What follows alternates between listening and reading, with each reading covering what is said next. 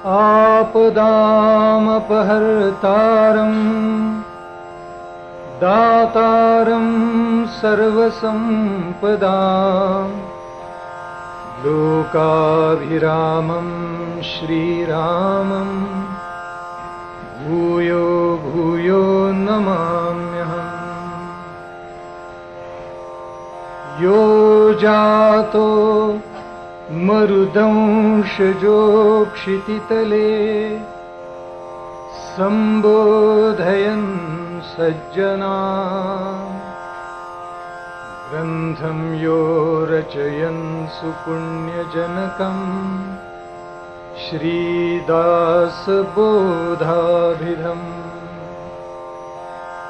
यः कीर्त्या पठनेन सर्वविदुषा स्वान्तापहारिः सदा सोऽयं मुक्तिकरः सदा विजयते श्रीरामदासो गुरुः।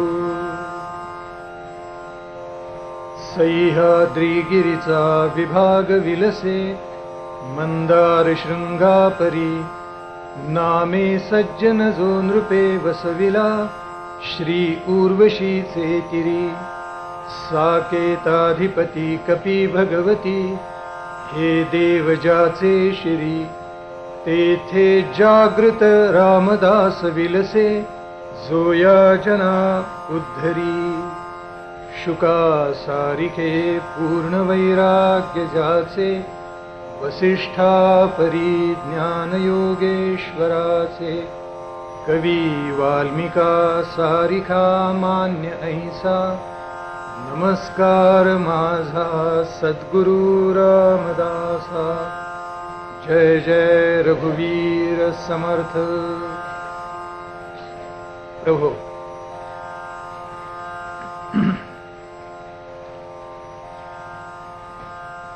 संपूर्ण संत वाङ्मयामध्ये ज्या श्रेष्ठ ग्रंथाचं वर्णन ग्रंथराज दासबोध असं निवृत्तीरामांनी सानंद केलेलं आहे, तो ग्रंथराज दासबोध आपल्या शुद्ध चित्तामध्ये धारण करून त्याद्वारे आत्मोन्नत होण्यासाठी या पावन मंदिरामध्ये उपस्थित असलेले सर्व समर्थ भक्त, श्रीराम भक्त भगिनी आणि बांधव, ब्रह्माचं स्वरूप काय, त्या विमल ब्रह्माचं अनुसंधान कसं ठेवावं, मूळ माया जी मूळ प्रकृती आहे ती माया स्वरूप कशी होते, तिलाच आपण अविद्या का म्हणतो, त्या अविद्येतून महत्त्व कसं निर्माण होतं, महत्त्वाचा अहंकार कसा होतो, सात्विक राजसिक आणि तामसी अहंकारामधून गुणांचा क्षोभ झाल्यानंतर प्राणी मात्र कसे निर्माण होतात, याचा काहीसा अभ्यास आपण कालच्या प्रवचनामध्ये केला. एका दृष्टीने 8व्या दशकापर्यंत आपण येऊन पोचलो की समर्थांना मूळ दासबोध जो सांगायचा तो संपला. 5 दिवसामध्ये आपण दासबोधाचा निम्मा टप्पा गाठला. पुढचे जे 12 दशक आहेत, या दशकांमध्ये सामान्यतः पूर्वी जे विषय बोलले तेच येऊन गेले. फक्त पूर्वीची जी सूत्र सांगितले त्याचा काही विस्तार समर्थांनी नंतर केलेला आहे. समर्थांच्या सांगण्याचा भावार्थ असा आहे की शेवटी शोध कोणाचा घ्यायचा आहे, शोध आत्मारामाचा घ्यायचा आहे. आपल्या ठाई जे चित्त तत्व आहे त्याचा शोध घ्यायचा आहे. जीवात्म्यापासून प्रारंभ करायचा, जो पिंडामध्ये तिथून जो शिवात्मा ब्रह्मांडामध्ये तिथपर्यंत जायचं. ब्रह्मांडाच्या पल्याड असलेला जो परमात्मा आहे त्याची ओळखण टप्प्याटप्प्याने करून घ्यायची आणि शेवटी अंती कुठे जाऊन पोचायचं, तर जो निर्मळ आत्मा आहे तिथपर्यंत जाऊन पोचायचं. जो साधक या निर्मळ आत्म्यापर्यंत जाऊन पोचतो तो सिद्ध होतो, पण तो 100मध्ये एखादा असतो हेही आपण पाहिलं, आणि तोही अपवादात्मक. समर्थ म्हणतात हे तत्वज्ञान सत्य आहे, दृश्य सगळी सृष्टी मिथ्या आहे. आता हे जर कुणाला आवडलं नाही, कुणाला रुचलं नाही, कुणाला पटलं नाही आणि पंचेंद्रियाच्या विषयभोगामध्ये जो रमून गेला, तादात्म्य पावला आणि त्यांनी ईश्वर नाही म्हणून टीका केली, नावं ठेवली संत वाङ्मयाला, तर त्याचा परिणाम कसा असतो ते समर्थांनी सांगितले. माध्यान्नीच्या सूर्यावर जो थुंकतो ते थुंकणं त्याच्याच तोंडावर उलटं पडतं. अगदी थोडक्यात सांगितले, बरोबर सांगितले. त्यामुळे ईश्वर आहेच. त्या ईश्वराची, भगवंताची लक्षणं कोणती असतात तीही आपण काल पाहिली.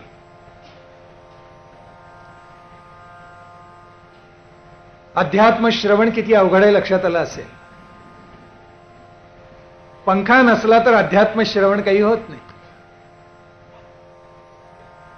समर्थांचं सांगणं आहे की प्रपंच सुखे करावा. समर्थांनी असं कुठेही म्हटलेलं नाही की प्रपंच टाकावा. समर्थ उलट आग्रहाने सांगतात की प्रपंच सुखे करावा, परी काही परमार्थही करावा. परमार्थ बुडवावा हे विहित नव्हे. पण माणसं फक्त प्रपंचाला घट्ट धरून बसतात आणि परमार्थ मात्र विसरून जातात.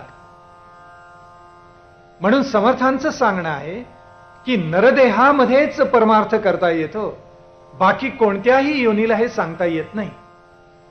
4 प्रकारच्या योनी आहेत. जारज आहे, अंडज आहे, उद्भिज्ज आहे, स्वेदज आहे. स्वेदज म्हणजे जे घामातून निर्माण होतात ते, ऊ असो किंवा ढेकूण असो, हे सगळे घामातून निर्माण होतात. उद्भिज्ज म्हणजे बांडगुळासारखे किंवा वृक्ष आणि लता यांच्यासारखे जे या मातीतून निर्माण होतात. अंडज म्हणजे अंड्यामधून निर्माण होणारे, म्हणजे अर्थात सरपटणारे प्राणी आणि आकाशामध्ये उडणारे पक्षी. आणि जारज आणि जरायू जे आहेत हे मात्र स्त्री पुरुषांच्या मिलनातून निर्माण होणारे आहेत, ज्याच्यामध्ये सप्त धातू आहेत आणि ज्याच्या देहाला एका दृष्टीनं परिपूर्णता आहे. ज्या नरदेहाचं कौतुक समर्थांनी केलेलं आहे, त्या नरदेहाचं हे कौतुक इतकं का केले त्याचं कारणच आहे की बाकी तिन्ही योनी ज्या आहेत त्या अध्यात्मशास्त्र समजावून घ्यायला समर्थ नाहीत. केवळ मानवी देह असा आहे जरायुज किंवा जारज योनीमध्ये जन्माला आलेला की त्याला परमार्थ म्हणजे काय आकळतं, परमार्थ म्हणजे काय समजतं. कारण त्याला जो स्थूल देह लाभलेला आहे त्याच्या अंतरंगामध्ये लिंग देह किंवा सूक्ष्म देह दडलेला आहे. यालाच आपण अंतःकरण चतुष्टय म्हणतो, ज्याच्यामध्ये मन आहे, चित्त आहे, बुद्धी आहे, अहंकार आहे. आणि म्हणून याच्यामधून माणसाला केवळ देहापुरतं जगावं असं वाटत नाही. त्याच्या मनाची भूक वेगळी असते, त्याच्या बुद्धीची भूक वेगळी असते. आणि म्हणून समर्थ असं सांगतात की केवळ मनुष्य देहामध्येच आत्मोद्धार करता येणं शक्य आहे. अन्य कोणत्याही देहामध्ये, अन्य कोणत्याही योनीमध्ये, अन्य कोणत्याही जन्मामध्ये ही आत्मोन्नती होणार नाही. पण आता गंमत कशी झाली आहे की बुद्धीला तर एखादा विषय समजावून घ्यावा असं वाटतं, पण तो कळतोच असं नाही. शास्त्र वाचाविषयी वाटतात पण ती उलगडतात असंही नाही. उलट जितकी शास्त्र जास्ती वाचावीत तितका मनाचं गोंधळ होतं. काही वेळेला असं होतं की अभ्यंकरांच्या प्रवचनाला जाऊन बसल्यानंतर अभ्यंकर सांगतायत ते बरोबर असं लक्षात येतं. दुसऱ्या दिवशी आणि कुणाच्या प्रवचनाला जाऊन बसलं की तेही सांगतायत तेही बरोबर असं वाटायला लागतं. आणि तिसऱ्या दिवशी तिसऱ्या प्रवचनाला गेलो की तेही बरोबर असं वाटायला लागतं. आणि मग तिन्हीतलं खरं कोणतं असा मनाशी गोंधळ उडून जातो. असं घडतं अनेकांच्या बाबतीत. आत्मनिरीक्षण न केल्यामुळे असं घडतं. ज्यांनी त्यांनी असं ठरवायचं की माझी इयत्ता कोणती, 7वी का 3री का 4थी का पदव्युत्तर शिक्षण घेण्याची. एकदम औपनिषदिक विचार वाचला तर तो कळतोच असं नाही. एकदम वेद वाचायला घेतले तर ते कळतातच असं नाही. शंकराचार्यांचं अद्वैत तत्वज्ञान एकदम समजावून घ्यायचा प्रयत्न केला तर ते कळतच असं नाही, ते उमगतं उलगडतं असं नाही. गोंधळ होतो उलटा माणसाचा. म्हणून समर्थांनी सांगितलेलं आहे मुख्य देव तो कळेना, कशाच काहीच मिळेना, एकाच एक कळेना, सगळाच गोंधळ. माणसाच्या मनामध्ये असा गोंधळ होतो. त्याचं कारण काय आहे? समर्थांच्या कालखंडामध्ये सुद्धा हे झालेलं होतं. शास्त्रांचा बाजार भरला, देवांचा गलबला झाला आणि त्याच्यामुळं लोकांना नेमका देव कोणता हेच उलगडेना. म्हणून समर्थांनी त्याचा विस्तार अतिशय सोप्या रीतीने केलेला आहे. मतामतांचा गलबला कोणी पुसेना कोणाला, ज्याला जे मत मनाला येते ते तो मांडत सुटला. असं झालं की समाज भांबावून जातो, गोंधळून जातो. म्हणून समर्थांनी चत्वार देव का सांगितले तेवढ्यासाठीच आहे.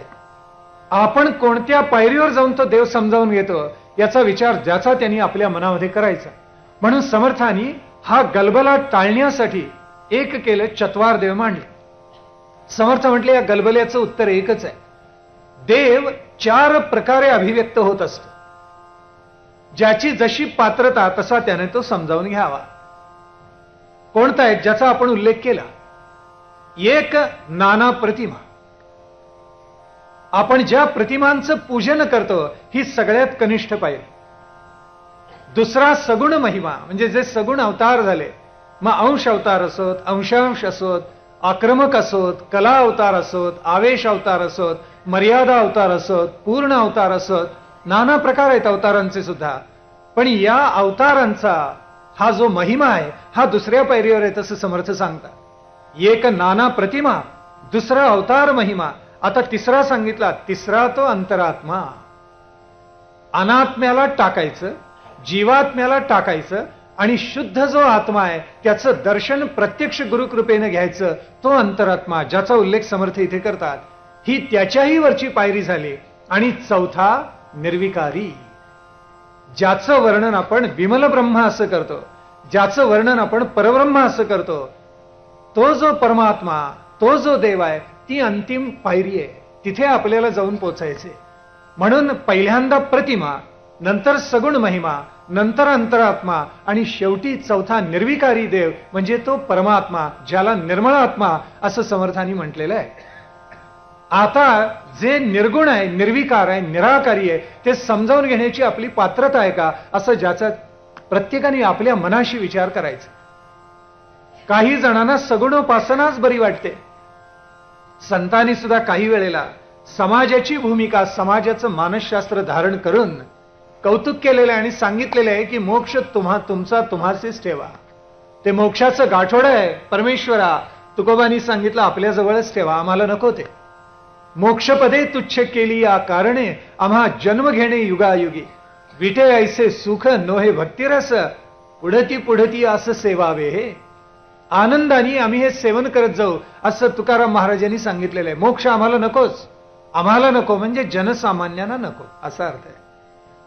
नाहीतर मोक्षाच्या पायरीला, सायुज्य मुक्तीला संत केव्हाच पोचलेले आहेत. आम्हाला काय वाटतं, संतांनी ज्ञान नाकारलं, ज्ञानाला लाद घातली आणि भक्ती आपलीशी केली, या भ्रमात मुळीच राहू नका. संत केव्हाच ज्ञानोत्तर भक्तीच्या पल्याड गेलेले. पण जनसामान्यांना मार्ग सुकर असावा म्हणून संतांनी या 4 पायऱ्या दाखवल्या. नाना प्रतिमा, प्रतिमा पूजन करण्यामध्ये तुमचं मन रमते का, आनंदाने त्या मार्गावरून पुढे जा असं समर्थ आम्हाला सांगतात. आणि म्हणून समर्थांचं सांगणं असं आहे की पहिल्या पायरीवर ज्यांचं समाधान होतं त्यांनी दुसऱ्या पायरीचा अट्टहास लगेच तरी करू नये. काही कालखंड त्यांनी विचार करावा, काही कालखंड उपासना करावी, अभ्यास करावा. आणि अभ्यास केल्यानंतर मग दुसऱ्या पायरीवर जायला सामर्थ्य प्राप्त झाल्यावर ते पाऊल पुढे टाकावं. चलत्येकेन पादेन तिष्ठत्येकेन पंडितः अशी म्हण आहे आपल्याकडे. पुढचं पाऊल टेकल्याशिवाय शहाणा मनुष्य मागचं पाऊल उचलत नाही. दैनंदिन चालण्यामध्येही ते खरं आहे, व्यवहारामध्येही ते खरं आहे आणि परमार्थामध्ये सुद्धा ते खरं आहे. ज्याची पात्रता नाही त्यांनी भक्तीचा मार्ग टाकून ज्ञानाचा मार्ग धरला तर त्याचा नाश अटळ आहे. परमार्थ करावा हे बरोबर आहे, पण प्रपंच धड करता येत नाही. त्यांनी परमार्थ करावा का हा प्रश्न आहे. अहो, जयाचे ऐहिक धड नाही तयाचे परत्र पुससी काही असं माऊली बोलून गेलेली आहे. मग ज्ञानेश्वर महाराज जे सांगतात तेच समर्थांनी सांगितलेलं आहे. आणि म्हणून आपण कोणत्या पायरीवर स्थित व्हावं हे आत्मनिरीक्षणातून ठरवावं. म्हणजे आपल्या खिशाला कोणता वर्ग परवडतो त्याच्याप्रमाणे माणसं प्रवास करतात. तसं आपल्या अंतरंगाला, आपल्या बुद्धीला, आपल्या मनाला, चित्ताला कोणता प्रवास पेलतो, झेपतो तो स्वीकारून माणसांनी पुढे जावं असं सगळ्या संतांचं सांगणं आहे. नाहीतर न झेपणार धनुष्य उचलायचा प्रयत्न केला तर फजितीला पारावर राहत नाही. ज्याला गोसावी व्हायचे त्यांनी आशा समूळ खणून काढावी असं संतांनी सांगितलेलं आहे. नाही तरी सुखी असावे संसारी, भजी ती दुसरी करू नये. याचा अर्थ प्रपंचालाच घट्ट मिठी मारून बसावा असं मात्र नाही. प्रपंच करताना हळूहळू प्रपंचाची मिठी आपल्याला सोडवता आली पाहिजे. आणि आता तेच समर्थ पुढे सांगतात, फक्त चत्वार देवाची संकल्पना मात्र आपण विसरायची नाही. एक नाना प्रतिमा, दुसरा सगुण महिमा, तिसरा तो अंतरात्मा, चौथा निर्विकारी. ऐसे हे चत्वार देव सृष्टीमधील स्वभाव म्हटलेला आहे. त्याच्यातून अंतर्बोध प्रत्येक भाविकांनी, साधकांनी, उपासकांनी घ्यावा. म्हणून आता समर्थ आम्हाला उपदेश करताना सांगतात, बहुत जन्मांचा सेवट, नरदेह लाभे अवचट, सापडे अवचट, येथे वर्थावे चोखट, नीती न्याये. अनंत जन्मांच्या नंतर आपल्याला मनुष्य देह लाभतो. इतके प्राणी मात्र सगळ्या सृष्टीमध्ये पसरलेले आहेत. बाकी कोणताही जन्म आपल्याला न मिळता मानवाचाच देह का मिळाला, असा विवेक ज्यांनी त्यांनी आपल्या चित्ताशी, आपल्या मनाशी करायचा. हा विवेक आपण ज्या वेळेला करतो त्यावेळेला लक्षात येतं की अरे, नरदेह इतक्या सहजासहजी मिळत नाही. बरं, नाथांनी त्याचं फार छान वर्णन केले. नाथ काय म्हणतात, हा नरदेह कसा लाभतो म्हणे आपल्याला. संस्कृतमध्ये काही न्याय आहेत, त्यात एक काकतालीय न्याय म्हणून आहे. म्हणजे कावळा बसायला आणि ढांपी मोडायला गाठ पडते, त्याला काकतालीय न्याय म्हणतात. समर्थ म्हणतात, या न्यायानं मनुष्य देह आपल्याला प्राप्त होतो. म्हणजे ईश्वराच्या कृपेनं तो वस्तुतः लाभतो. आपल्याला वाटतं आपल्या पूर्व पुण्याईनी मिळाला, असं नाही. ती ढांपी मोडणारच असते, कावळा बसायचं निमित्त होतं. ईश्वराची कृपा होणारच असते, म्हणून आपल्या हातून पूर्व सुकृत घडतं आणि मग मानवाचा देह मिळतो आणि आपल्याला ईश्वर क्रियमाण कर्माचा स्वातंत्र्य मिळवून देतो. आता तू जे कर्म करशील त्याचं मात्र मी निरीक्षण करणार. हे तुझं कर्म जे आहे, क्रियमाण कर्म, हे सात्विकच व्हायला पाहिजे, सत्वगुणावर अधिष्ठित असलं पाहिजे. नरदेह सापडे अवचट म्हटले ना, येथे वर्तावे चोखट, नीती न्याये. पण नीतीन आणि न्यायाने मनुष्य चालत नाही. प्रत्येक माणसाला असं वाटतं की नीती न्याय माझ्या वाट्याला यायला पाहिजे, दुसऱ्यावर अन्याय झाला तरी चालेल. किंबहुना दुसऱ्यावर अन्याय करूनच स्वतःचा न्याय सामान्य मनुष्य ओरबाडू पाहतो. आपल्यापैकी प्रत्येकाला अन्यायाला सामोरं जावं लागलं असेल. नीतीच्या पथावरून चालताना काही चटकेही सहन करावे लागले असतील. हे सगळं करत असताना आपल्या लक्षात येतं की नीती न्यायानं व्यवहारामध्ये चालणं हे फार अवघड आहे, सोपं नाहीच आहे. हे ज्या वेळेला लक्षात येतं त्यावेळेला मनुष्य आड मार्गाला जायचा प्रयत्न करतो. पण समर्थांनी फार सुंदर सांगितलेलं आहे, पत्नी असो किंवा वेश्या असो, दोघींचे उदरभरण पोषण करायचं झालं तरी श्रम करावेच लागतात. मग उत्तम प्रपंच करून पत्नीचेच आपण हे भरण पोषण का करत नाही. किती सुंदर प्रश्न विचारलेला आहे. दोन्ही मार्ग एके ठिकाणीच जातात, पण एक मार्ग काट्याकुट्याचा आणि घाणेरडा आहे आणि दुसरा राजमार्ग आहे. तर राजमार्गाने चालून अंतिम तत्वापर्यंत का जात नाही. गेलं पाहिजे हे संतांचं सांगणं आहे. म्हणून प्रपंच करावा नेमक, पहावा परमार्थ विवेक, जेणे करता उभय लोक संतुष्ट होती. नरदेह प्राप्त झाल्यानंतर दोन्ही गोष्टी साधायच्या, इहलोकी साधायचा आणि परलोकी साधायचा. असं आहे. समर्थ म्हणतात की जन्माला आल्यानंतर बाळपण खेळामध्ये जातं, तरुणपण तरुणींच्या मागे जातं आणि वार्धक्य रोगामध्ये आणि चिंतेमध्ये जातं. असं करता करता शेवटचा क्षण आल्यावर मनुष्य आपल्या आयुष्याचा हिशेब मांडायला लागतो. लक्षात येतं आयुष्यात काहीच मिळवलं नाही आपण. बालस्तावत क्रीडा आसक्त, तरुणस्तावत तरुणी रक्त, वृद्धस्तावत चिंता मग्न, परे ब्रह्मणी कोपिन लग्न. आचार्यांनी बरोबर म्हणून ठेवलेलं आहे. वृद्धपणी नाना रोग भोगावे लागे कर्मभोग, बरोबर सांगून ठेवले समर्थांनी. हे करता करता केव्हा आपलं आयुष्य सरतं हे कळत नाही. म्हणून शहाण्या माणसांनी इहलोक परत्र साधावे दोहीकडे. दोन्ही आपल्याला साधता आलं पाहिजे. समर्थांची एक ओवी मला फार आवडते. प्रपंची भाग्य, परमार्थी वैराग्य, दोन्ही यथा सांग दोन्हीकडे. काय सुरेख सांगितले. याच्यापेक्षा सोपं सुंदर आणखीन काय सांगायचं. प्रपंचात भाग्य मिळवा, प्रपंची भाग्य, परमार्थात वैराग्यही संपादन करा. दोन्ही यथा सांग दोन्हीकडे. प्रपंची भाग्य लाभलं की इहलोक संपन्न होतो, परमार्थी वैराग्य लाभलं की परलोक लाभतो. या दोन्हीचा समन्वय ज्याला करता येतो तो कृतार्थ झाला, तो धन्य होऊन गेला. आणि म्हणून साक्षेप करता कष्टती, प्रपंच हा कष्टानेच करावा लागतो. प्रपंच करावा नेटका म्हटले. माणसं नेटका करायची नेटानं करतात. गंमत आहे मोठी. मनुष्य स्वभाव मोठा चमत्कारिक आहे. नेटका करायची नेटानं करतात. म्हणून साक्षेप करता कष्टती, परंतु पुढे सुरवाडती म्हटले ते. खाती जेवती सुखी होती यत्ने करूनी. प्रपंचात पाऊल टाकल्यानंतर माणसाला असं वाटतं की बास आता उपभोगाचे दिवस आले, चैन करा.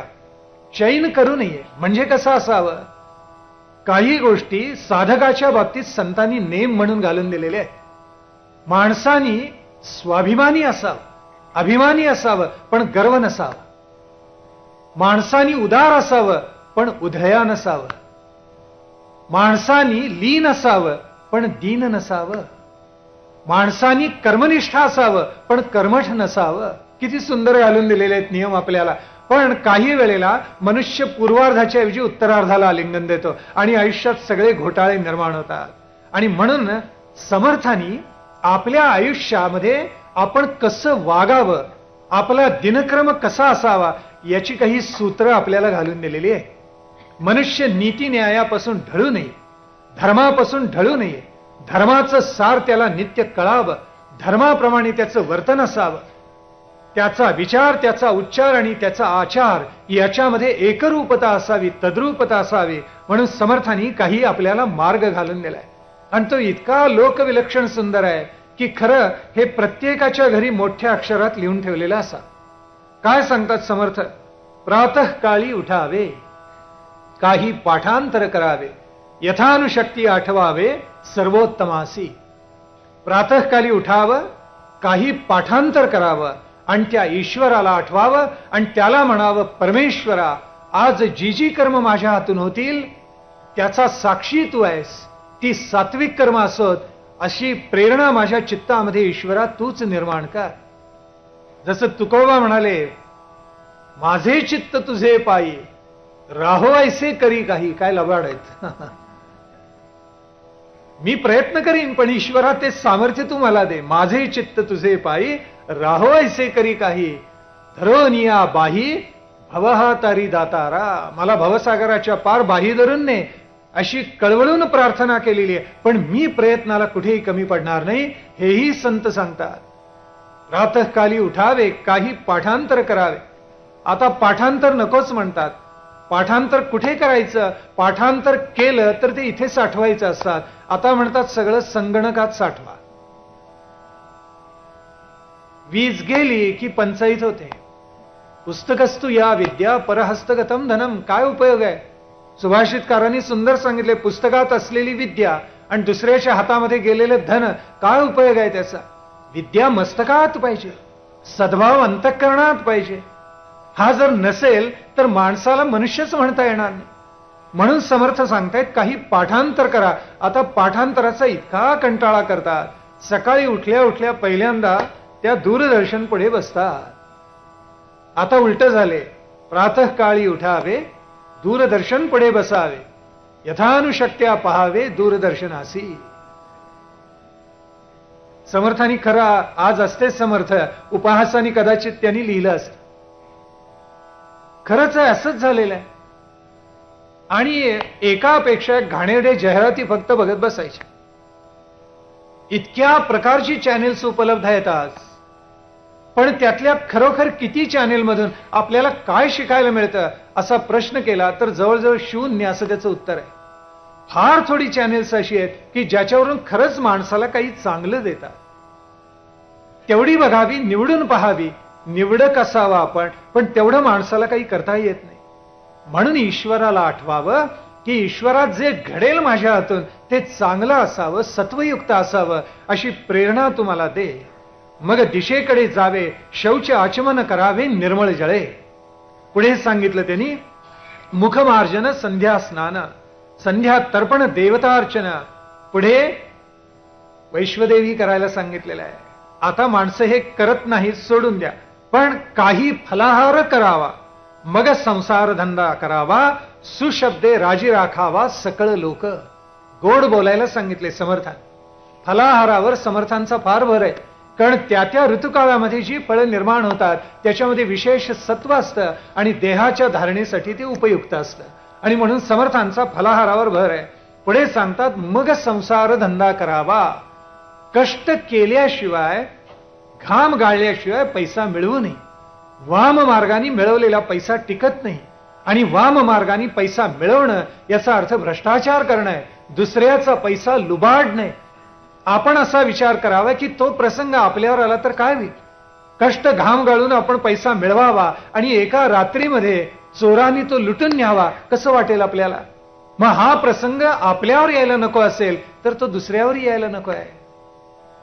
आत्मनः प्रतिकूलानी म्हटले ना, परेशान न समाचरे. सगळ्याची उत्तरं आमच्याकडे धर्मशास्त्रांनी देऊन ठेवलेली आहेत. आपल्या वाट्याला जे येऊ नये असं आपल्याला वाटतं ते दुसऱ्याच्याही वाट्याला येऊ नये असं आपण सदैव चिंतन करावं, आणि आपल्या वाट्याला जे चांगलं यावं ते सर्वांना मिळावं अशी प्रार्थना जगन्नियंत्याच्या चरणी करावी. किती सोपं आहे एका दृष्टीने हे, पण माणसाचा स्वार्थ आणि प्राधान्यानं अहंकार आडवा येतो. त्याला वाटतं माझ्यासारखा पराक्रमी कोणी नाही, माझ्यासारखा श्रेष्ठ कोणी नाही. मग असं श्रेष्ठत्व कृत्रिमरित्या ज्यांनी आपल्या चित्तावर लादून घेतलेलं असतं असा मनुष्य उन्मत्त होतो. आणि म्हणून समर्थ सांगतात, काही संसार धंदा करावा, सुशब्दे राजी राखावा सकळ लोक. गोड बोलायला काय वेचतं, काहीच नाही. गोड बोला ना सगळ्यांशी, पण माणसं गोड बोलत नाही. खवचट बोलण्यात काही जणांना पुरुषार्थ वाटतो. यातमध्ये म्हणे पुणेकरांचं कोणी हात धरत नाही. काय कीर्ती पसरली पुणेकरांची. पार आत्ता बडोद्याला गेलो तो गुजरातमध्ये, इंदूरपर्यंत, पण तिथपर्यंत ही पुणेकरांची ख्याती मला ऐकायला मिळाली. अगदी दिल्लीपर्यंत जाऊन पोहोचलेली आहे. पराक्रमी आहे मराठी मनुष्य. दिल्लीपर्यंत जातो म्हणे, पण दिल्ली काही जिंकता येत नाही. का बरं असं व्हावं. कुठेतरी काहीतरी चुकतं. दासबोध वाचला तर बरं होईल, कारण राजकारण इतकं सुंदर उलगडून दाखवले समर्थांनी, पुष्कळ लाभ होऊन जाईल. इथे मुद्दा असा, गोड बोलावं, चांगलं बोलावं, भलं बोलावं, एवढंही माणसानं जमत नाही. त्यातली जी अभावात्मक बाजू आहे तीच बोलत जातात माणसं. भावात्मक बोलणारी माणसं फार कमी. जे भावात्मक बोलतात ते शहाणे असतात. विवेकानंद म्हणाले, आयुष्यभर भावात्मक बोला, दुसरं काही बोलू नका. चांगलं बोला, पण आमच्या मनामध्ये कुशंकाच दाटलेले असतात. सदैव काही ना काहीतरी काढायचं आणि वेडं वाकडंच बोलायचं. हे असं असेल का, ते तसं झालं असेल. अरे नाहीये बाबा, चांगलं बोल ना. म्हण काही फारशी चांगली नाही, शुभ बोल नार्या म्हणतात ना. पण माणसं हे करत नाहीत. म्हणून बोल, काय करावं, आपल्या गोड वाणीनं सकळ लोकांना जिंकावं. पुढे समर्थांनी फार छान सांगितलं, ज्याचा ज्याचा जो व्यापार तेथे असावे खबरदार. आपली प्रकृती ओळखावी आणि त्याच्याप्रमाणे व्यवसाय निवडावा. ज्याला येता जाता मारामारी करावीशी वाटते, गोळ्या घालाव्याशा वाटतात, लढावंसं वाटतं, तो शिक्षक झाला तर काय करेल कल्पना करा. असे शिक्षक आहेत आज, आणि मी डोळ्यांनी पाहिलेत म्हणून सांगतो. ते येता जाता विद्यार्थ्यांना सांगतात, लाथा घालल, फटकं टाकल, तुझा चिखल करल. हे मी कानाने ऐकले, डोळ्यांनी पाहिलेलं आहे. आता असे शिक्षक त्या शाळेचं, त्या विद्यार्थ्यांचं काय भलं करणार मला सांगा. ज्यांनी त्यांनी आपली प्रकृती ओळखावी आणि प्रकृती ओळखून काम करावं. हा, ज्या व्यापारामध्ये, ज्या व्यवसायामध्ये तो मनुष्य आहे, तो पोटभर सुखाने खातो की नाही एवढं मात्र आपण पाहावं. ते आपण न पाहिल्यामुळे घोटाळा झालेला. येवल्याला गेलो तो तिथे पैठणी विणत होता मुलगा, 17-18 वर्षांचा मुलगा होता, आणि अशी पैठणी विणत होता की डोळे दिपून गेले. शेकडो धागे हाताशी येत आणि भराभरा विणतय. त्याला म्हटलं, एखादा धागा तुझा चुकणार नाही का? तर म्हटलं, हा साहेब कसा चुकेल, 15 पिढ्या हेच काम करतो आहोत ना. काय अर्थ आहे त्याच्यामध्ये? आम्ही म्हणणार, ते काम कशाला करतोस, दे सोडून, चल शाळेमध्ये. शिक्षण म्हणजे फक्त पाटी पेन्सिल घ्यायची आणि काहीतरी गिरवायचं म्हणजेच शिक्षणाची आमची कल्पना झाली. ती पैठणी अप्रतिम प्रकारे विणणं हे त्याचं शिक्षणच आहे. आज तो ती विणणं सोडून का देतो? कारण त्याला पोटभर खायला मिळत नाही. मग तुमची आमची जबाबदारी नाही का की त्याचं पोट भरलं पाहिजे? याच्याकडे कुणाचं लक्षच जात नाही. म्हणून समर्थ काय सुंदर सांगतात, ज्याचा ज्याचा जो व्यापार तेथे असावे खबरदार. आपल्याकडे एक सुंदर गोष्ट लिहिली. दोन सख्खे भाऊ होते. एक होता प्राध्यापक आणि दुसरा होता सैनिकामध्ये अधिकारी, मेजर होता. दोघेही जुळे. त्याच्यामुळं कोण कुठला काही ओळखू येत नसे. दोघांच्या सवयी, लकबी, दिसणं, असणं सगळं सारखं होतं. म्हणजे दोघांनी एकदा ठरवलं की आपण आपला व्यवसाय बदलूया, बघूया तरी काय गंमत होते. म्हणून हा मेजर शाळेत गेला आणि शाळेतला जो शिक्षक अध्यापक आहे तो सीमेवर लढायला गेला. अधिकाऱ्यांनी सांगितलं गोळी चालव. त्यावेळी तो म्हणाला, बाबा असं करू नये, गोळी लागली तर कोणीतरी मरेल, मग त्याच्या कुटुंबियांना केवढं दुःख होईल बरं. आणि हा जो शाळेत आलेला होता तो केवळ हडेलहप्पी शिकवायच्या ऐवजी मुलांना उभं करायचा आणि लेफ्ट राईट 35 मिनिटं हेच, बाकी काही नाही, शिकवणं नाही. ज्याचा ज्याचा जो व्यापार तेथे असावे खबरदार. हे केलं नाही तर दुश्चित्तपणे तरी पोर वेढा लावी. साधा सामान्य मुलगा सुद्धा तुम्ही तुमच्या व्यापारामध्ये म्हणजे तुमच्या प्रकृती धर्मानुसार तुमच्या व्यवसायामध्ये नसलात तर तुम्हाला फसवतं असं समर्थांनी सांगितलं. म्हणून जागे व्हा, काही चांगलं करा. चांगलं करण्यासाठी आपला प्रकृती धर्म ओळखा, आपली बलस्थानं शबलस्थानं ओळखा. कशामध्ये उडी मारली म्हणजे आपण यशस्वी होऊ हे ध्यानामध्ये घ्या. आज उलटच झालेलं आहे. इंग्रजी भाषेमध्ये म्हण आहे ना, a square peg in round hole, तसं झालेलं आहे आता. गोल भोकामध्ये चौकोनी खुंटी मारली तर ती जशी बसत नाही तसं व्यवसायाला अपात्र असलेलं मनुष्य त्या त्या व्यवसायामध्ये पात्र ठरत नाही. आज आपण समाजाचा जर अभ्यास केला तर असं लक्षात येईल की जे राज्य करतात ते उपभोग शून्य स्वामी असले पाहिजेत असं आपल्याला परंपरेने सांगितलं. त्यांनीच राजा व्हावं, त्यांनीच जनतेचं प्रतिनिधित्व करावं की ज्यांनी उपभोग शून्य असावं. आज आपल्या असं लक्षात येईल की जे जे खासदार होतात किंवा निवडून जातात, राज्य करू पाहतात, यांची संपत्ती अगणित असते, प्रचंड असते. कुठून निर्माण होते ही काय आकाशातून पडत नाही. जनसामान्यांचाच लुबाडलेला पैसा, अगणित पैसा, नाना प्रकारे त्याची ते गुंतवणूक करतात आणि अर्थानार्थ वाढवत नेतात. उपभोग शून्य असावा स्वामी हे आमच्या धर्मशास्त्रांनी सांगितले, पण आम्ही तर निधर्मीच झालो. नकोच आम्हाला धर्मशास्त्राची नीती, नको धर्मशास्त्राचा सदाचारही नको, नकोच आम्हाला कायदे कानून नको, मनाला येईल तसं वाटेल तसं वागू. एका मंत्र्याच्या घरामध्ये 4-4 कोटी रुपयाच्या नोटा सापडतात. सापडलेल्या न सापडलेल्या काय असतील? हिमनग जसा 1 अष्टमांश वरती दिसतो आणि 7 अष्टमांश खाली असतो, तसं 7 अष्टमांश काय दडलं असेल आपल्याला सहज अंदाज करता येईल. काही विशेष अवघड नाही. पण हे आपल्या देशात घडू शकतं, परदेशामध्ये घडू शकतं. पंतप्रधानांना जावं लागतं. बिलियन्स ऑफ डॉलर्स म्हणे, येन, अब्जावधी येन आणि डॉलर्सचा सगळा भ्रष्टाचार होतो. कसा होतो? माणसाला जगायला किती पैसा लागतो, पण आज काहीतरी उलटच घडलेलं आहे. याचं कारण असं आहे की ज्याचा ज्याचा जो व्यापार तिथे माणसं खबरदार नाहीये. आम्ही गुणवत्ता हा निकषच ठेवला नाहीये. सगळी माणसं सुखी असावीत अशी वासनाही धरली नाही. समर्थांनी सांगितलं, अवघेची सुखी असावे ऐसी वासना. कोणत्याही क्षेत्रामध्ये, कोणत्याही व्यवसायामध्ये, कोणत्याही उद्योगधंद्यामध्ये मनुष्य असो, त्याला ते सौख्य लाभावं अशी आमची इच्छा राहिली नाही. मग कोणत्याही व्यापारामध्ये कोणताही मनुष्य घुसला, त्या व्यवसायाची नीतिमत्ता राहिली नाही, त्या व्यवसायाचं पावित्र्य राहिलं नाही. दुर्दैव असं झालेलं आहे की आम्ही सगळ्या क्षेत्रामध्ये इतके घसरलेले आहोत. वस्तुतः इतकी गौरवशाली परंपरा, इतकं उत्तमातलं उत्तम तत्वज्ञान आपल्याकडे झालेलं असताना असं घडावं, त्याचं कारण आहे आम्ही हे सगळं लाथाडून दिलं, टाकून दिलं. म्हणून समर्थ सांगतात, ज्याचा ज्याचा जो व्यापार तेथे असावे खबरदार. आता समर्थ पुढे जाऊन सांगतात, आपण नित्य सावधान असावं. कशासाठी असावं? आपल्या भोवती जे जे घडतं ते आपण टिपत जावं. सावधान मनुष्य नित्य राहायला पाहिजे. दुर्लक्ष चित्त असला तर माणसं त्याला फसवून जातात. पुण्यामध्ये घडलेली घटना आहे. काय झालं, घाम गाळून एका गृहस्थांनी बंगला बांधला. खाली स्वयंप्रेरित आहे, तैलरथ आहे, मोटार. सकाळी जागा होऊन मालक पाहतात तो तैलरथ गायब. पोलिसांमध्ये तक्रार दिली, सगळं झालं. 4 दिवस गाडी काही मिळाली नाही आणि मालकाला असं वाटलं आता बहुधा गाडी गेली आपली, आता नाही मिळत आपल्या. 4 दिवसांनी पुन्हा सकाळी भल्या पहाटे मालक उठले, पाहतात तर तैलरथ लखलखीत अगदी स्वच्छ केलेला पुन्हा ज्या जागी जिथून नेला तर तिथे होता.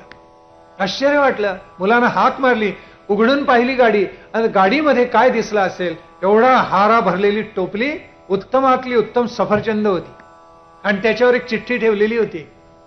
आमच्या हातून पाप घडलं, आम्हाला क्षमा करा.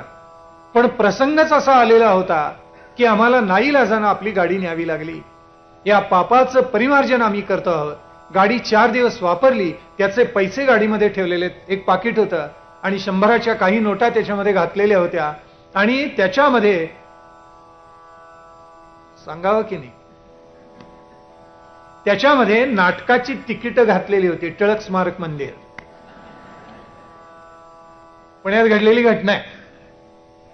नाटकाची तिकीट त्याच्यामध्ये, घरामध्ये जेवढे लोक होते तेवढ्यांची नाटकाची पहिल्या दुसऱ्या रांगेतली तिकीट. आणि आम्हाला आपण क्षमा करा. मालक म्हणाला, असेही सज्जन लोक या समाजामध्ये आहेत, असू शकतात, असं म्हणून अतिशय आनंदाने सगळी मंडळी ही नाटकाला गेली. परत येऊन पाहतात बंगल्याच्या केवळ भिंती शिल्लक होत्या. माणसाची बुद्धी किती वक्र चालू शकते. बुद्धी आहे पण सन्मार्गाला गेलेली नाही, वाकड्या वाटेला गेलेली आहे. सगळा बंगला धुवून नेला, काही ठेवलं नाही त्याच्यामध्ये. इतका वक्र मनुष्य वागू शकतो. कारण आहे ज्याचा ज्याचा जो व्यापार तिथे खबरदार नाहीये तो. ती सावधानताही ढळली आणि व्यक्तिशः समाजाने जे सावधान राहिलं पाहिजे ते सावधपण आपल्याकडे राहिलेलं नाही. समर्थ म्हणतात, पुढे भोजन झाली यावरी, काही वाची काही चर्चा करी. आम्ही करतो का? एकांतात बसावं, काही वाचावं, जे ज्ञाते आहेत त्यांच्याबरोबर काही चर्चा करावी असं आम्हाला वाटतं का? वाटतच नाही. कारण मनुष्य घरी आला, दूरदर्शन कुणी निर्माण केलं कोणास ठाऊक. वाईट आहे असं नाही, प्रचंड ज्ञान त्याच्यामधून देता येतं. पण आता दुर्दैवानं काय घडले की चर्चेला माणसं बसतच नाही. बाहेरून आलेले वडील, आई, मुलगा, बहीण कोण जे असतील त्यांनी सगळ्यांनी एकत्र बसून गप्पा केल्या पाहिजेत की नाही. दिवसा काय घडलं बुवा, पण हे घडतच नाही. आली माणसं की दूरदर्शन पुढे. पूर्वी असं नव्हतं. सुखदुःखाच्या गोष्टी व्हायच्या. दिनक्रमात प्रत्येकाने काय केले, एकमेकाची सुखदुःख समजावून घेतली जात असत. मुंबईच्या एका माणसाने मध्यंतरी पत्र लिहिलं होतं की दूरदर्शन संच बिघडला आणि महिनाभर तो दुरुस्त झाला नाही आणि नंतर आमच्या लक्षात आलं की दूरदर्शन संचाशिवाय आम्ही जगू शकतो. कारण आम्ही एकत्र बसायला शिकलो, आम्ही एकत्र बोलायला शिकलो, आमची सुखदुःख आम्हाला हळूहळू उलगडायला लागली. हे त्या माणसाने लिहिलेलं होतं. पहा बरं, म्हणून समर्थ इथे सांगतात की काही वाची काही चर्चा करी. आम्ही हे कधी करतच नाही.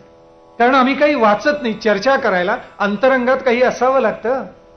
अंतरंगात काही नसेल तर आपण चर्चा काय करणार. आणि म्हणून काही वाची काही चर्चा करे. समर्थांनी सांगितले, काही मेळवी मग जेवी. आता फुकट हवं असतं सगळ्यांना. द्या की म्हणतात.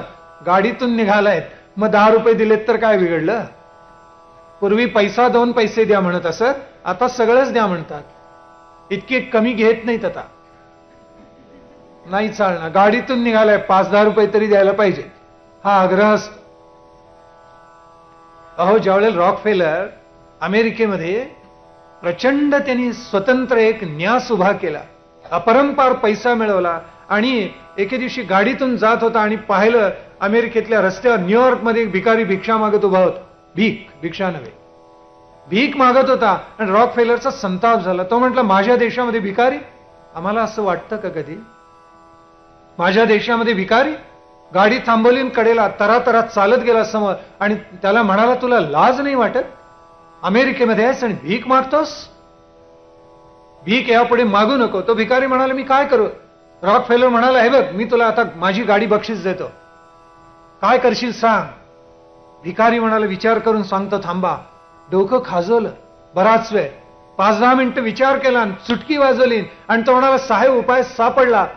अहो, चालून चालून भीक मागताना किती पाय दुखतात, आता गाडीत बसूनच भीक मागतो.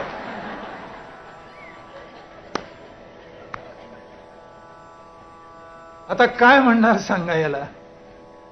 काही मिळवी मग जेवी, समर्थांनी किती गोड सांगितलेलं आहे.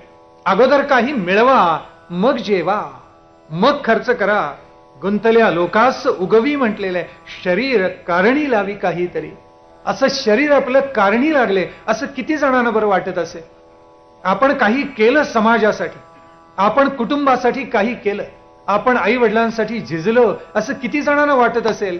फार थोड्या मंडळीनं. गुंतल्या लोकास उगवी म्हटलेलं आहे. लोकांना उगवण्यासाठी काही सद्विचार द्यावा लागतं. माणसं आपोआप उगवत नाहीत आणि एका दिवसात माणसं निर्माणही होत नाहीत. रोम एका दिवसामध्ये बांधलं गेलं नाही, तसा मनुष्य एका दिवसात निर्माण होत नाही. म्हणून समर्थांनी सांगितले, काही धर्मचर्चा पुराण, हरिकथा निरूपण, वाया जाऊ नेदिक्षण दोहीकडे. एक क्षण वाया घालवू नका म्हणून समर्थ सांगतात. आता माणसानं उगवायचं असेल तर काय करा? काही धर्मचर्चा पुराण, हरिकथा निरूपण. निधर्मी राज्यात समर्थ वेडेच आहेत. काहीतरी काय सांगता, सिनेमे बघू, जाहिराती बघू, आमचा वेळ सत्कारणी लावू, कोपऱ्यावर उभे राहू कुठेतरी, हातात ओष्ठ शुभ्र धूम्र नलिका असेल. आम्ही व्यायाम करणार नाही, आम्ही हरिकथा निरूपण करणार नाही, आम्ही चांगलं काही चर्चेला घेणार नाही, आम्ही आमचं आयुष्य असंच उधळून टाकू, तुम्ही कोण आम्हाला सांगणारे? असं म्हणणारा समाज जिथे निर्माण झाला तिथे माणसानी आत्मोन्नत व्हावं कसं? नवल वाटतं की इतकी भव्य दिव्य परंपरा जगातल्या कोणत्याही देशाला लाभली नसेल. अद्वैत तत्वज्ञान म्हणजे तत्वज्ञानाचा परोत्कर्ष आहे.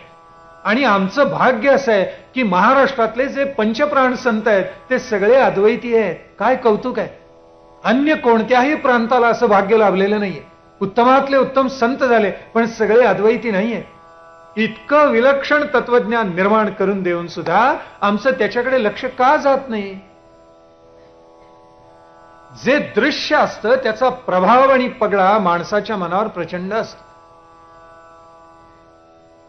त्या दूरदर्शनवर एक जाहिरात पाहिली. कोण तो नट? आमिर खान. दोघं तेच. मग आज काय सोमवार आहे का म्हणून तो विचारतो. मग त्याला तो काय उत्तर देतो? ये मेरी जीत तेरी हार आहे. मग तुझ्या व्हेकलवर कोणीतरी सवार आहे, असं असा तो सगळा संवाद चाललेला असतो. आणि काय प्रयत्न चाललाय तर कोला, पेप्सी प्यावी, तो कोका कोला आपल्याला प्यायला मिळावा म्हणून त्याचा प्रयत्न चाललेला असतो. आणि शेवटी तो ते डबडं उचलतो रिकामं झालेलं, हलवून हलवून एक थेंब तरी मिळतोय का असा त्याचा प्रयत्न चाललेला असतो. आणि शेवटी तेवढाही त्याला मिळत नाही असं दाखवले. आणि तो प्रयत्न फसल्या पुन्हा लाचारपणे तेच तो प्रयत्न करायचा पुन्हा दुसरीकडे. महाभारतातली ती कथा आहे ना, मागे वाघ लागला, मधमाशांचं डोंब उसळलेलं आहे, हा झोका घेतोय पारंबीला धरून, ज्याच्यावर ज्या तलावर झोका घेतोय त्याच्यात खाली मगरी सुसरी आहे. त्या पारंब्यावरून एक भयंकर नाग खाली येतोय आणि तरी सुद्धा धक्का लागून ते जे मोहोळ उठलेलं आहे त्या पोळ्यामधून मधाचे काही थेंब खाली पडतायत म्हणून हा झोका घेतोय. काय आता मरायचंच आहे, एक तरी थेंब तोंडात पडला पाहिजे. काय पराक्रम आहे, काय पुरुषार्थ आहे. असं का झालंय? समर्थ काय सांगतायत पहा की काही धर्मचर्चा पुराण असं आहे की जाहिराती या नुसत्या पाहिल्या आणि सोडल्या असं होत नाही. आमच्या तरुणांना तेच करावं असं वाटतं. का सांगतोय मी हे? त्याचा पगडा आणि प्रभाव इतका प्रचंड आहे. मुलगी दमली म्हणजे आई काय म्हणते, बाळा ये आता मी तुला दूरदर्शनचा कार्यक्रम लावून देते. आणि ती मुलगी आत नाचायला लागते आणि भयानक हिडीस म्हणजे ती आई सुद्धा बाहेर त्या संगीतावर हिडीस विक्षेप करून नाचते. आणि अशा जाहिराती करतात. आपण कोणी करत नाही ना असं? काय महाभयंकर आहे. त्याचा प्रभाव जनसामान्यांच्यावर प्रचंड आहे. सांगायचं कारण काय? दूरदर्शन वाईट नाहीये, कोणतंही माध्यम वाईट नसतं. तसं आपण त्याचा उपयोग कसा करून घेतो त्याच्यावर पुष्कळ अवलंबून आहे.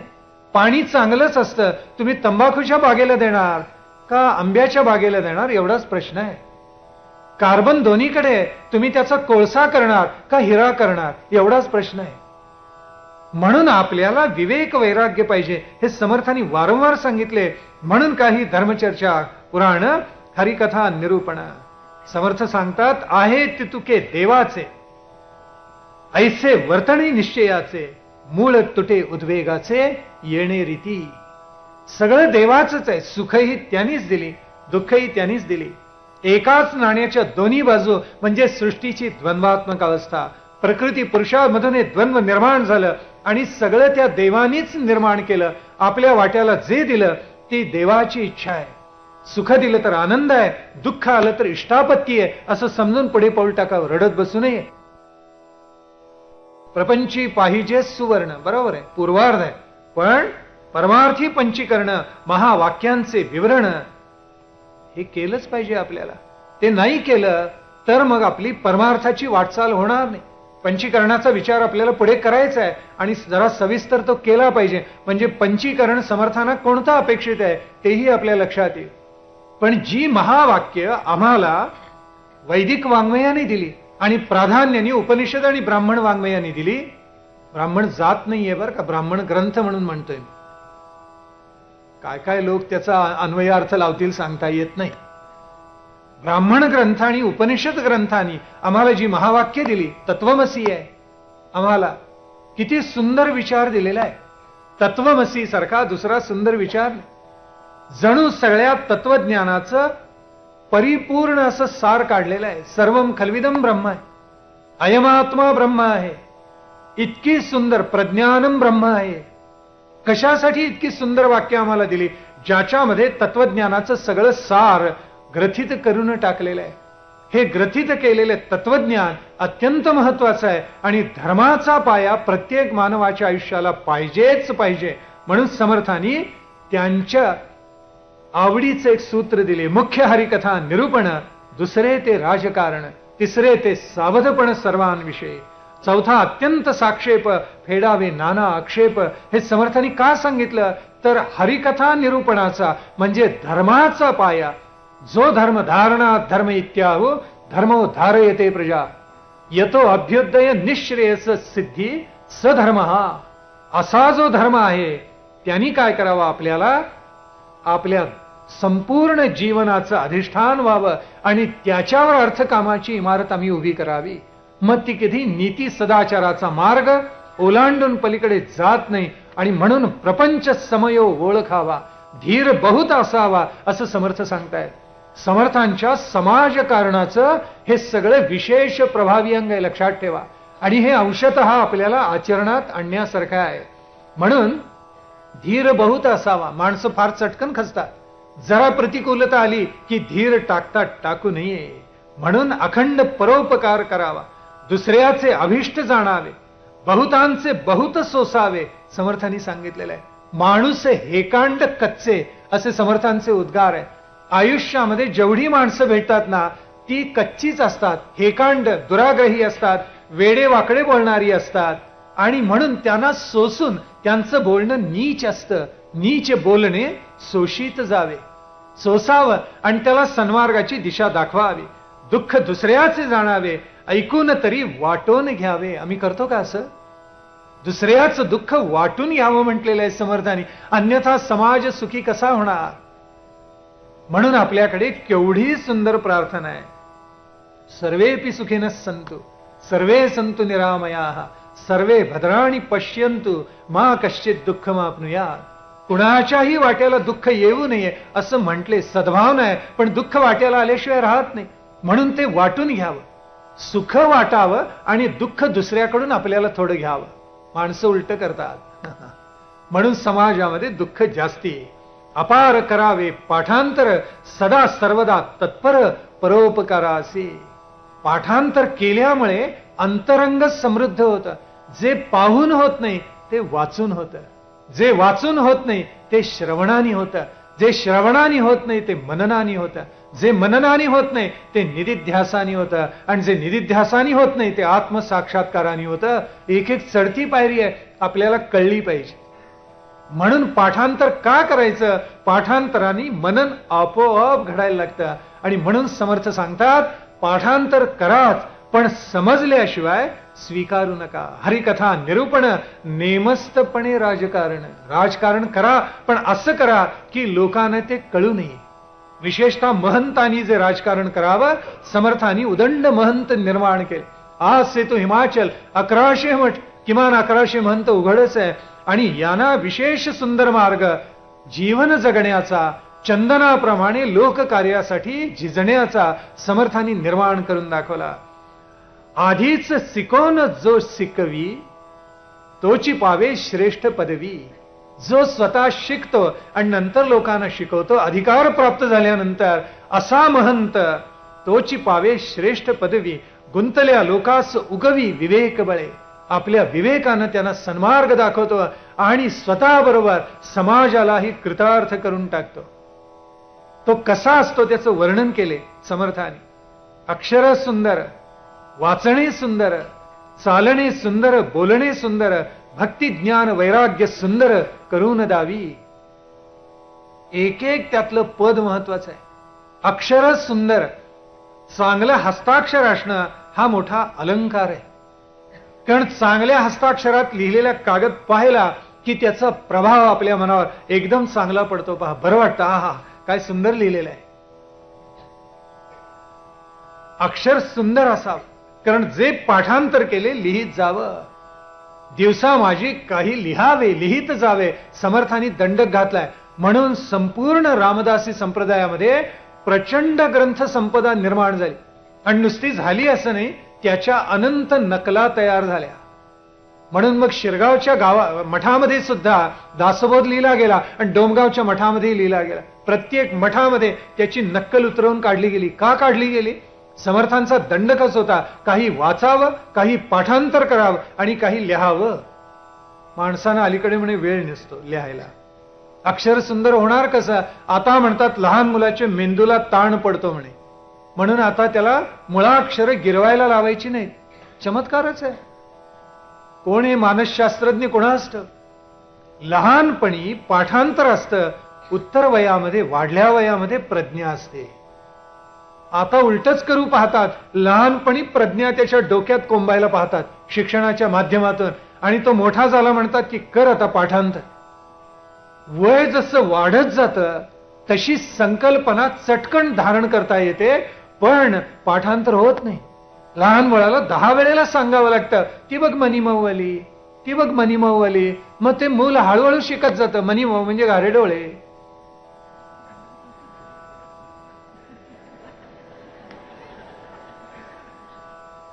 एकदम नाही कळत, हळूहळू.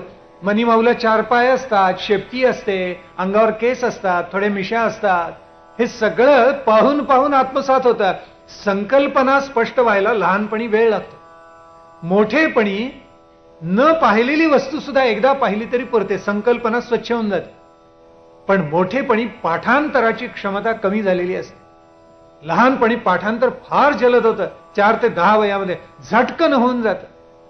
म्हणून पाठांतरही करावं, लिहावं आणि आपल्या मनाला, हाताला, चित्ताला, बुद्धीला वळण लावून घ्यावं. वाचणे सुंदर म्हटलेलं आहे.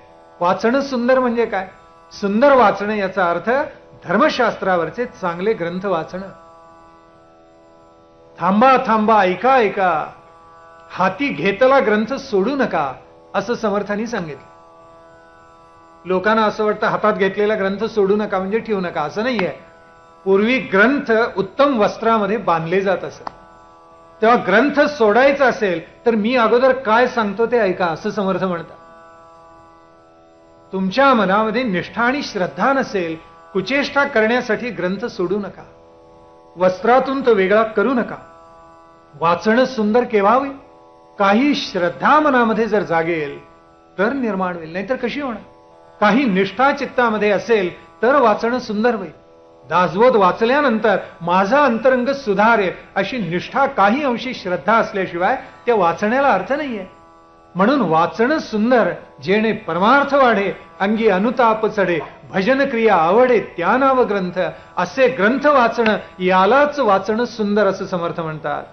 बोलणे सुंदर, चालणे सुंदर. बोलणं असं असावं की लोकांचं दुःख निव्वावं, लोकांच्या मनामध्ये चांगलं काही भरवून द्यावं, लोकांच्या हातून चांगलं घडावं अशी दिशा त्यांना दाखवावी आणि त्याच्याप्रमाणे स्वतः चालून दाखवावं.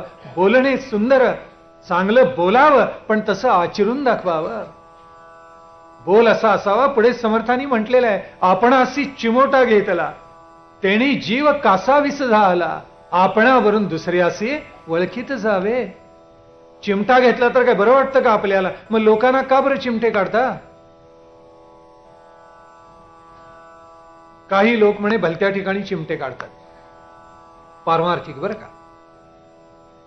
माणसाला जाग करण्यासाठी शहाण्याला शब्दांचा मार सुद्धा पुरेसा असतो. त्या डॉक्टरचं जसं झालं ना तसं व्हायचं. डॉक्टर म्हणे मेट्रोंना बरोबर घेऊन एक संसद होती त्याला गेलं आणि समोर संशोधन जे निबंध तयार झालेले होते त्याचं वाचन चाललेलं होतं. अर्धा तास गेला, पाऊण तास गेला, 1 तास गेला आणि डॉक्टर एकदम त्या मेट्रोंना म्हणाले, माझ्या प्रकृतीत काहीतरी बिघाड झाला नक्की. काय झालं म्हणून त्या मेट्रोंनी विचारलं. त्यावेळेला डॉक्टर म्हटले, मगापासून चिमटे घेतोय पायाला, पण काही म्हणाले संवेदनाच नाहीये, काही कळतच नाहीये. तेव्हा ती मेट्रोन म्हटली, डॉक्टर तुम्ही तुमच्या नाही माझ्या पायाला चिमटे घेताय.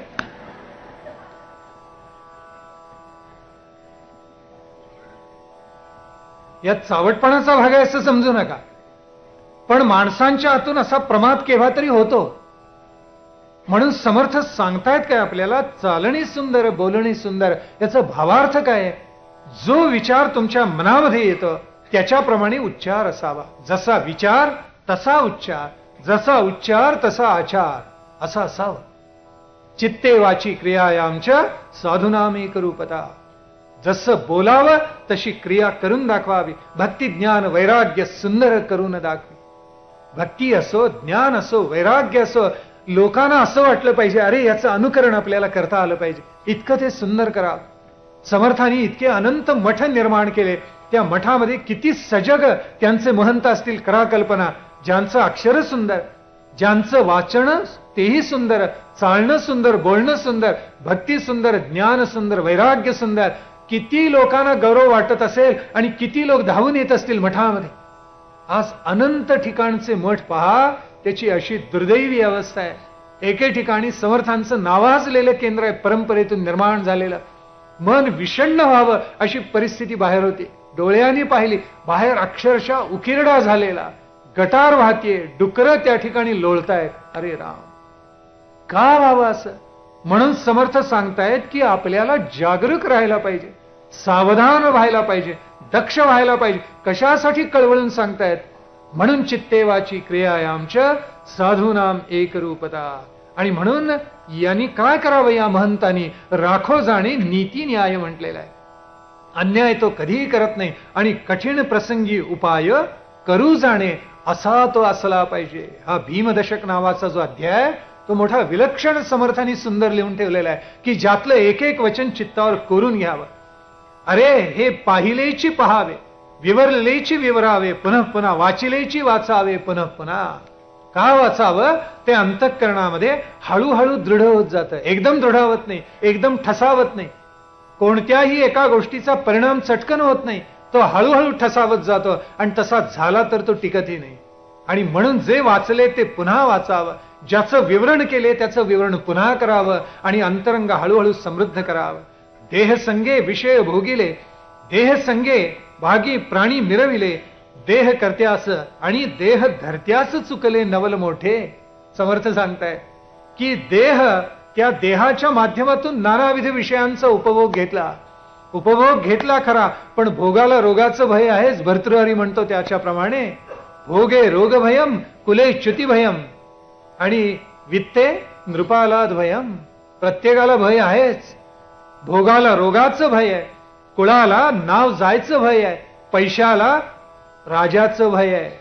कारण तो एकाच खिशात पैसे घालतो आपल्या आणि दोन्ही खिशातले काढून घेतो. चतुर असतो. असं घडतं.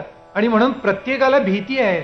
भोगाला रोगाचं भय आहेच आहे. तरी सुद्धा देहसंगे विषय भोगिले, देहसंगे प्राणी मिरविले, देह धरत्यास चुकले नवल मोठे.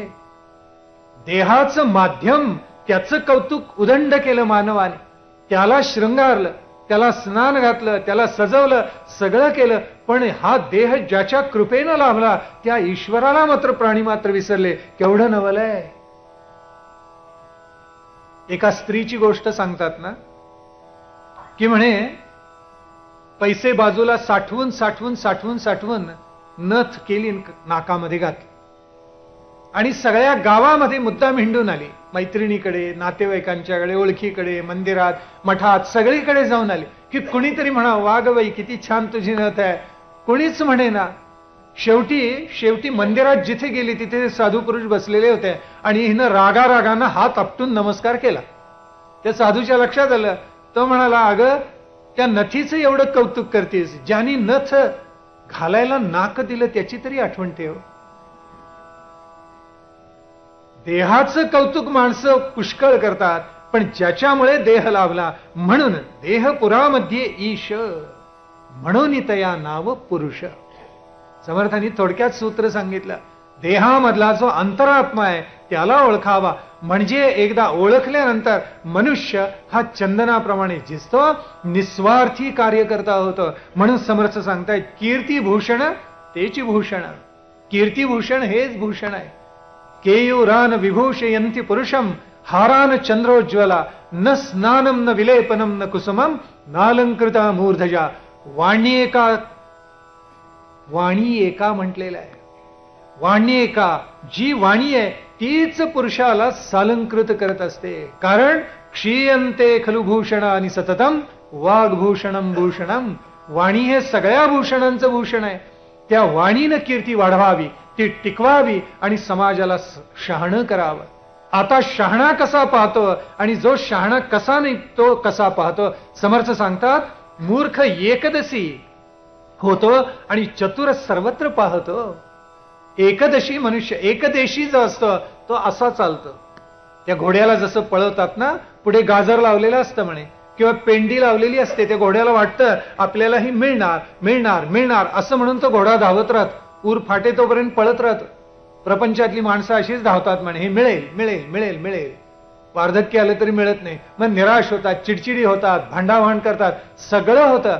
म्हणून थोडी तृप्तता अध्यात्माचं श्रवण करून आपल्या चित्तामध्ये जागवावी. मूर्ख एकदशी पाहतो आणि चतुर सर्वत्र पाहतो. ते चतुरपण धारण करायचं असेल तर धर्मशास्त्राचं विवरण करा, हरिकथा निरूपण, अध्यात्म श्रवणाची निरूपणाची बैठक आपल्या सगळ्या पूर्ण व्यक्तिमत्वाला करून द्या. समर्थ सांगतात, अखंड एकांत सेवावा, अभ्यास करीतची जावा. आता सगळं जमेल असं नाही. अखंड एकांत कसा शक्य आहे? एखाद्या साधू पुरुषाला शक्य आहे. पण काही गलबला काही निवळ हे नक्की करता येईल आपल्याला. काही वेळेला समाजामध्ये मिसळावं आणि काही वेळेला अंतरंग शुद्ध होण्यासाठी एकांतात बसावं, काही अभ्यास करावा आणि मग काळ सार्थकची करावा. जनासहित म्हटलेलं आहे. आपल्या एकट्याचा नाही काळ सार्थकी लावायचा, जनासहित सगळ्यांचा लावा. उत्तम गुण तितुके घ्यावे, घेऊनी जनास शिकवावे. उदंड समुदाय करावे, परी गुप्त रूपे. म्हणून ये मी समुदाय केले म्हणून. उत्तम गुण आपण धारण करावेत, धारण करून समाजाला शिकवावेत, सगळ्यांना शहाणं करावं, उदंड समुदाय निर्माण करावा. तो समुदाय एक दृष्टी एक लक्ष असावा असा निर्माण करावा आणि त्यांची वाटचाल सुकर आणि सुगम करून टाकावी. अखंड कामाची लगबग समर्थांनी म्हटलेले, उपासनेस लावावे जग, लोक समजून मग आज्ञा इच्छिती. काय सुरेख सांगतात समर्थ. अहो, अखंड कार्याची लगबग, कामाची लगबग मनामध्ये निर्माण व्हायला पाहिजे. पैसे मिळवताना मनुष्य कसा उत्सुक असतो, वस्तू एखादी घेण्यासाठी मनुष्य कसा उत्सुक असतो. ठरवली वस्तू अमक्या दिवशी घरी येणार आणि दुकानदाराचा फोन आला, साहेब साहेब काय म्हणा, बाईसाहेब. कारण काय, साहेबांच्याकडे घरात दोनच खाती असतात, एक राष्ट्रपती पद आणि प्रसंग विशेषी संरक्षण मंत्री. बाकी सगळे पोर्टफोलिओज खाती ही बाईसाहेबांच्या हाती, आपल्याला माहित. स्वानुभवानं हसतायत मंडळी. मग ते गृहमंत्रीपद असो, इन्फॉर्मेशन ब्रॉडकास्टिंग असो, सगळं खरंच आहे का, ते विशेष करून बाईसाहेबांच्याकडे. आणि दुकानदाराचा फोन जर आला, बाईसाहेब वस्तू अजून आलेली नाहीये, उद्या. माणसाला किती अस्वस्थ पण येतं पहा. ती वस्तू ठरलेल्या वेळेला घरी आली नाही तर मनुष्य किती अस्वस्थ होतो, तळमळ होते त्याच्या चित्ताची. अशी तळमळ दासबोध वाचावं म्हणून कधी होते का? गोंदवलेकर महाराज एक वाक्य काय छान सांगत असत. माणसं काही वेळेला म्हणे परमार्थाचे ग्रंथ वाचतात. का वाचतात? आपलं सगळं चांगलं व्हावं म्हणून वाचतात. आपल्या वाट्याला दुःख येऊ नये म्हणून वाचतात. म्हणून नेहमी गोंदवलेकर महाराज सांगत असत, दासबोध आतापर्यंत भीतीनं वाचलात, आता प्रीतीनं वाचा. किती सुंदर सांगेल. भीतीनं नका वाचू, प्रीतीनं वाचा, की ज्याच्यामुळे तुमच्या चित्तात नीती जागेल. त्या नीतीतून मग शक्ती, युक्ती, भक्ती सगळंच जागेल. आयुष्य कृतार्थ होऊन जाईल. आधी कष्ट मग फळ. कष्टे विण कष्टची नाही ते निर्फळ. साक्षेपे विण केवळ वृथापुष्ट. अशी वृथापुष्ट मंडळी समाजात जास्ती झाली. कष्ट न करता एका रात्रीत श्रीमंत व्हायचं स्वप्न पाहतात. ते स्वतःबरोबर देशाचा आणि समाजाचाही घात करतात. आधी कष्ट मग फळ हेच आपल्या मुलांना लहानपणापासून शिकवा. घाम गाळा आणि पैसे मिळवा. वाम मार्गाने पैसे मिळवायचं स्वप्न आपल्या चित्तामध्ये कधीही जाणू नका. आणि म्हणून लोक बहुत शोधावे, त्यांचे अधिकार जाणावे आणि जाणवून धरावे. काय करावे? त्यांना अधिकार परत्वे कामाला लावावं असं समर्थ सांगताय. लोकसंग्रह जरी झाला तरी प्रत्येकाचा अधिकार वेगळा असतो. त्या अधिकाराप्रमाणे त्याला शैक्षणिक संस्था घेतली तर एकच जण मुख्याध्यापक होणार, काही पर्यवेक्षक होणार, काही जाणते शिक्षक होणार, काही नवीन असणार, काही शिपाईच असणार टोला देण्यासाठी. उद्या तो म्हणाला मीच बसणार मुख्याध्यापकाच्या खुर्चीत, गडबड झालीच म्हणून समजा, कारण तो सारखे टोलेच वाजवा म्हणणार, बाकी काही नाही. मग ज्याला ज्याला जे काम आहे पात्रतेप्रमाणे दिलेलं तसं त्यांनी त्या संस्थेमध्ये करायचं असतं. संपूर्ण राष्ट्रामध्येही तसंच आहे, संपूर्ण समाजामध्येही तसंच आहे. संपूर्ण मानवतेचा आणि संस्कृतीचा विचार केला तरी तसंच आहे. म्हणून समर्थांचं सांगणं आहे त्यांचे अधिकार जाणावे. पण समर्थांनी जरी अधिकार जाणले आणि त्याच्याप्रमाणे काम दिलं, हाताखालची माणसं रुसतात. त्यांना वाटतं त्याला ते काम, मला हे काम का? माझा अधिकार केवढा, माझं या संघटनेतलं स्थान केवढं, मला कमी काम दिलं का, असं पाहणारी माणसं असतात. पण अधिकार पाहून कार्य सांगणे, साक्षेप पाहून विश्वास धरणे आणि मग आपला मगज राखणे काहीतरी. हे प्रचितीचे बोलले, आधी केले मग सांगितले. बोले तैसा चाले त्याची वंदावी पाऊले. बोला सरीसे चालणे हे तो संतांची लक्षणे. किती सुंदर मार्ग संतांनी दाखवलाय. आणि म्हणून आता आपल्याला असं वाटेल, काही वेळेला आपल्या मनात येतं इतकं आपण करतो चांगलं निर्माण व्हावं तरी समाजात घाण दिसतेच की. मग आता याला काय करावं?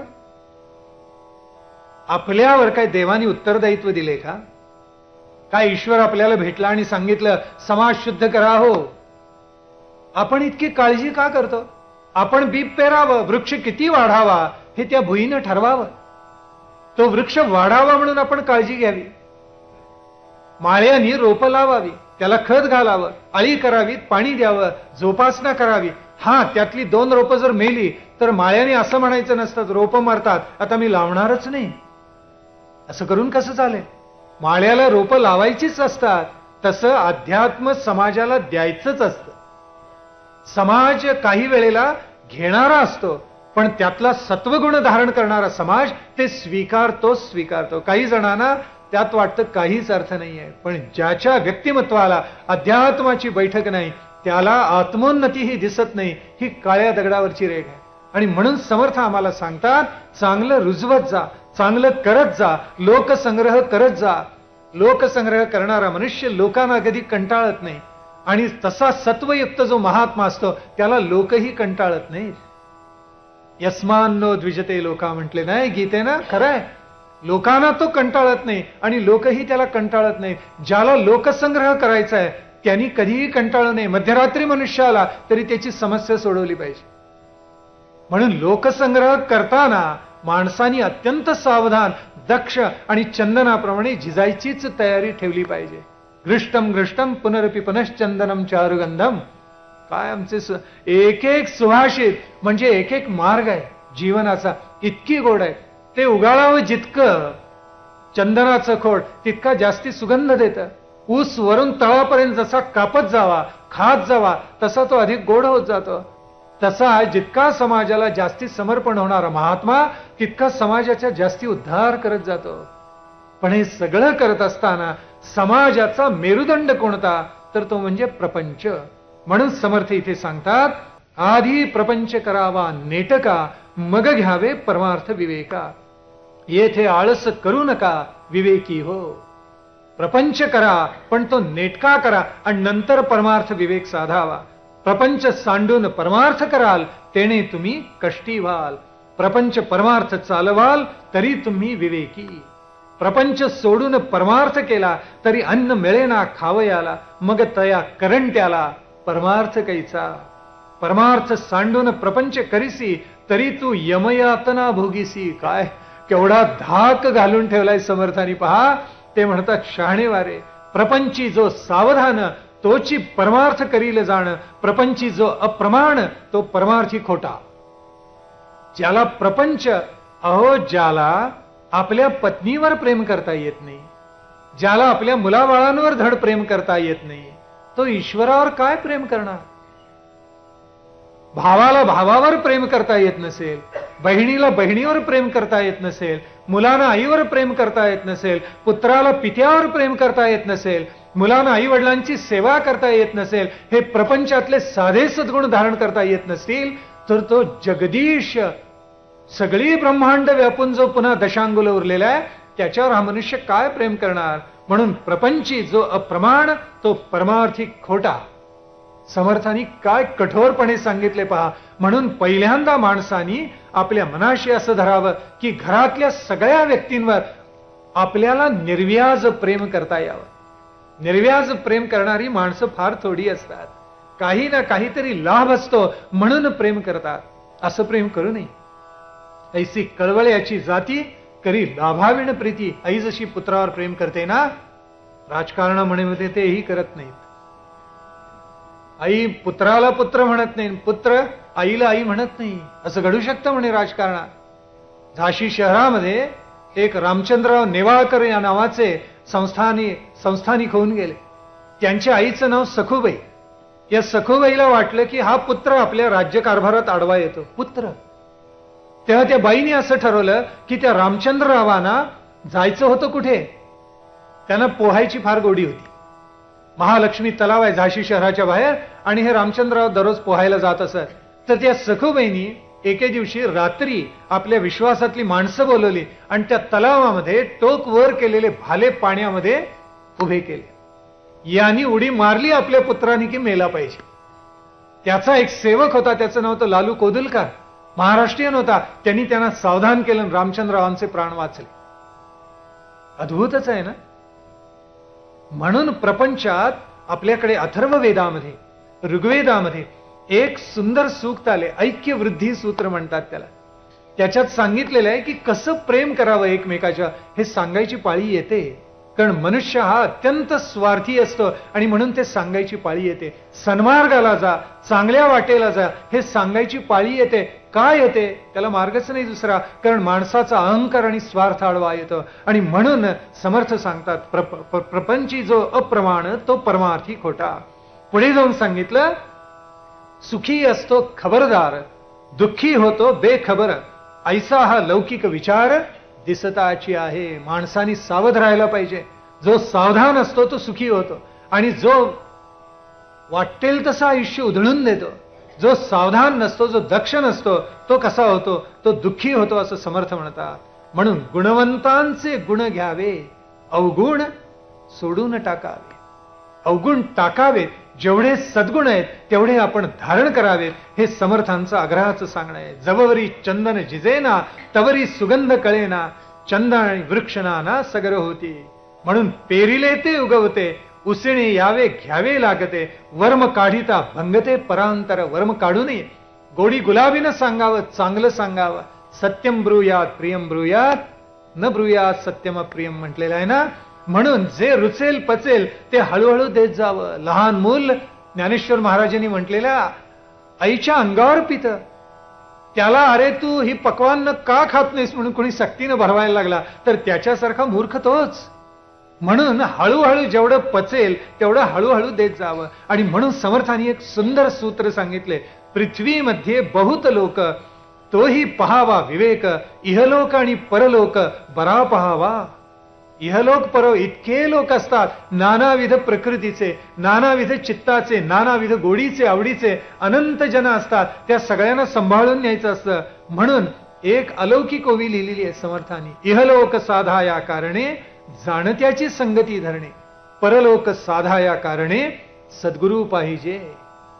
तुम्ही जे ज्ञान मिळवता ते सगळं परोक्ष ज्ञान आहे आणि जाणत्याकडून मिळवता तेही बरोबर आहे. पण प्रपंचाकडून परमार्थाकडे जाताना तुम्हाला सद्गुरूच्या मार्गदर्शनाखालीच वाटचाल करावी लागते.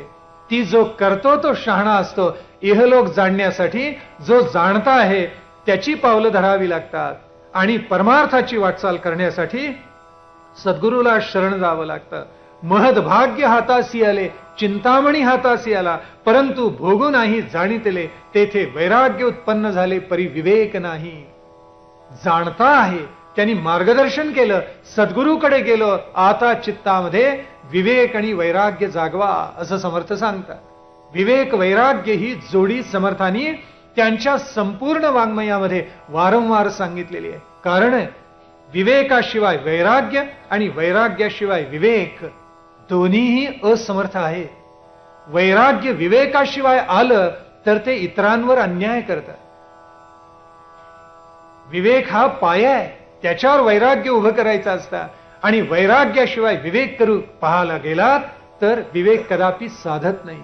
विवेक आणि वैराग्य अन्योन्य आहेत आणि म्हणून समर्थांचं सांगणं आहे, तुम्ही ज्या वेळेला प्रपंचामध्ये राहाल, प्रपंचाची वाटचाल कराल, त्यावेळेला काय करा, विवेके अंतरी सुटला, वैराग्य प्रपंच तुटला, अंतर्बाह्य मोकळा झाला, निस्संग योगी.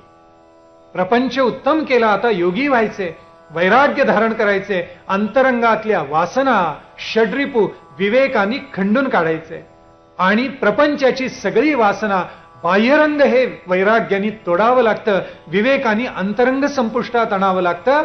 म्हणजे त्याची जी बंधनं आहेत, जी मानवाला बांधून टाकतात, दोन्ही सोडवावी लागतात आणि मग मनुष्य निस्संग योगी होतो. मग काय करावं, आपण त्याची दीक्षा देखोनी चकित झाले सुचिस्मंत. हा विरागी मनुष्य असा चालतो, जैसे मुखे ज्ञान बोले तैसेची सर्वे क्रिया चाले, असा तो सत्पात्र होऊन जातो. प्रपंच प्रखर वैराग्य उदासीन, प्रत्ययाचे ब्रह्मज्ञान, स्नान संध्या भगवत भजन पुण्यमार्ग. स्नान संध्या भगवत भजन म्हटल्यावर समर्थांच्यावर कोणीतरी ब्राह्मण्याचा शिक्का मारून टाकला, वेडपटपणा आहे. तुकाराम महाराजांनी म्हटलेलं आहे, समर्थांना आज काही जणांनी टाकून दिलं, नको. तुकाराम महाराज म्हणाले, आमचे काय बा गेले, ज्याने त्याने ज्याचे त्याचे अनहित केले. तुकाराम म्हणतात, आमचे बा काय गेले, आपण जर चांगला विचार टाकला आपलंच नुकसान आहे. आणि म्हणून सगळ्या समाजाने आज समर्थांच्या विचाराची कास धरायची गरज आहे. कारण इथे प्रपंच परमार्थ समन्वय समर्थांनी जेवढा नेटकेपणेने केलेला आहे, अन्य कुणीही तो केलेला नाही. प्राधान्याने परमार्थ सांगितला, पण प्रपंचाचं, नरदेहाचं, प्रपंच विज्ञानाचं इतकं सुघड निरूपण अन्य कुणीही केलेलं नाही. म्हणून विवेक आणि वैराग्य तेची जाणे महद्भाग्य हे आम्हाला सद्गुरू दाखवतो. आणि सद्गुरू कोणत्या मार्गाने आपल्याला नेतो, तो भक्तीच्या मार्गाने नेतो. आणि म्हणून भक्तीचा मार्ग सुगम आहे, सुलभ आहे, चांगला आहे, गोडवा असणार आहे आणि पुन्हा अनंत लोकांना आपल्या बरोबर घेऊन जाणार आहे. समर्थांना तेच सांगायचे आणि म्हणून समर्थ म्हणतात, आपण त्या मार्गाने चालत राहा. हा भक्तीचा खजिना आहे संतांनी आम्हाला दिलेला, भक्तीचा कोश आहे तुम्हा सगळ्यांना दिलेला. हा आम्ही घेतला नाही तर आमच्यासारखे करंटे आपणच. आणि म्हणूनच आदित्य प्रतिष्ठाननी असं ठरवलं की भक्तीचा कोश तयार करायचा. उगाच नाही ठरवलं, तेच कारण आहे त्याच्या मागे. आपल्याला माहिती आहे का की सगळ्या विषयांचे कोर्स झाले जगामध्ये. विज्ञान झाला, तत्वज्ञान झालं, आपल्याकडचीच परंपरा आहे. शिवाजी महाराजांना राज्याभिषेक झाला आणि पहिली आज्ञा दिली, राज्य व्यवहार कोश करा. प्रबोधनाची केंद्र होती. तसं हे संत विद्यापीठ समाजाच्या प्रबोधनाचं निरंतर केंद्र व्हावं. जो कोश तयार झालाय त्यांनी पिढ्यानपिढ्या मार्गदर्शन करावं. असं काहीतरी तुमच्या आमच्या हातून निर्माण व्हावं आणि तुमच्या आमच्या नरदेहाचं सार्थक व्हावं. म्हणून नरदेहाचे उचित काही करावे आत्महित असं समर्थांनी सांगितले. तसं आत्महित तुम्ही आम्ही सगळेजण मिळून करूया. ते केलं तरच त्याच्यामध्ये कृतार्थता आहे. आणि मी जादा आपल्याला विशेष करून सांगायला पाहिजे असं नाही. या कामाचं मोल आपण सगळेजण जाणता. आपण सुजाण आहात. पुणेकरांची अशी जरी ख्याती असली मगाशी सांगितलेली, तरी सुद्धा एका वेगळ्या अर्थानं ख्याती आहे, ती सांगतो. कुठेही गेलं तरी म्हणतात पुण्यातल्यासारखे श्रोते नाही. खरंय, जाणते आहेत, वाचलेले आहेत, काही अभ्यास केलेले आहेत आणि म्हणून ज्ञाते श्रोते आहेत, सुशिक्षित आहेत, संस्कारित आहेत. त्यांनी अशा कामाला उदंड हस्ताने उचलून धरावं अशी प्रार्थना करतो. समर्थांचा जो आज समाजकारणाचा विचार आपण पाहिला, तोच उद्या थोडा पुढे आणखीन चालवूया आणि समर्थांनी या पुढच्या 12व्या दशकामध्ये काय सांगितलं ते आणखीन थोडं विस्ताराने आपण समजावून घेऊया. त्याच्या पुढे 4 पावलं जाऊया. पण जे समर्थांनी सांगितलं ते चित्तामध्ये आपण धारण करूया, त्याचं मनन करूया, श्रवण करूया, मननाने ते आपल्या मनामध्ये चित्तामध्ये मुरवूया. तसं करण्याचं सामर्थ्य त्या जगन्नियंत्यानं आपल्याला द्यावं अशी प्रार्थना प्रभू रामचंद्रांच्या चरणाशी करायची आणि आज इथेच काही काल विरमायचं. जय जय रघुवीर समर्थ.